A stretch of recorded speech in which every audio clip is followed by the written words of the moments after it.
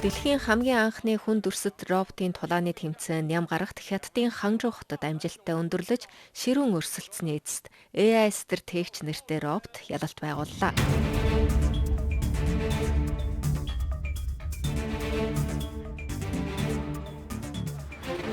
Роботууд тасралтгүй цохилт, арийн болон хажуугийн цохилт, өвдөгний давталгоо зэргийг хийж чадлаа. Энэ нь үнэхээр гайхалтай.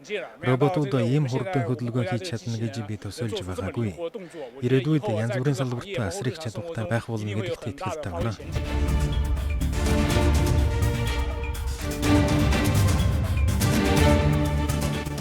Тулааны тоглолтын оноог дараах байдлаар тооцсон байна.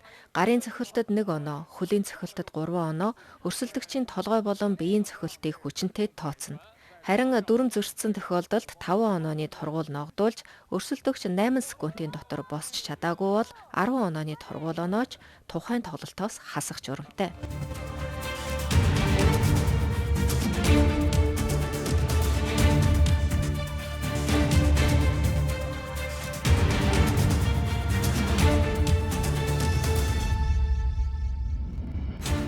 Боловсрол entertainment зориулалттай энэхүү арга хэмжээ нь хамгийн сүүлийн үеийн робот технологиг сонирхолтой байдлаар харуулахыг зорьж байна.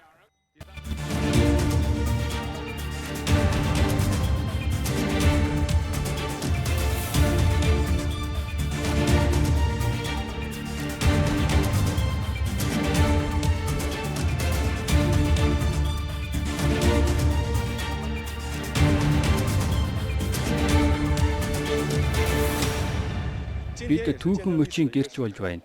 Энэ тэмцээн бол дөнгөж эхлэл. Хүн дүрсэт роботуудын хэрэглээний олон боломжууд бидэнд байна.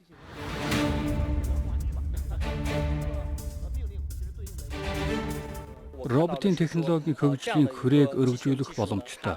Роботууд хүний удирдлагын 7-8 төрлийн ур чадварыг харуулж байна. Ирээдүйд хүний гар оролцохоос илүүтэйгээр бэлтгэгдсэн мэдрэлийн сүлжээг хөгжүүлж, ур чадварын хослолыг бие даан гүйцэтгэх чадвартай ухаалаг агентуудыг бий болгох ёстой. Ийм төрлийн тэмцээнүүд нь олон талд нэгдмэл хөгжлийг дэмжиж зогсохгүй, жинхэнэ инновацийг бий болгодог.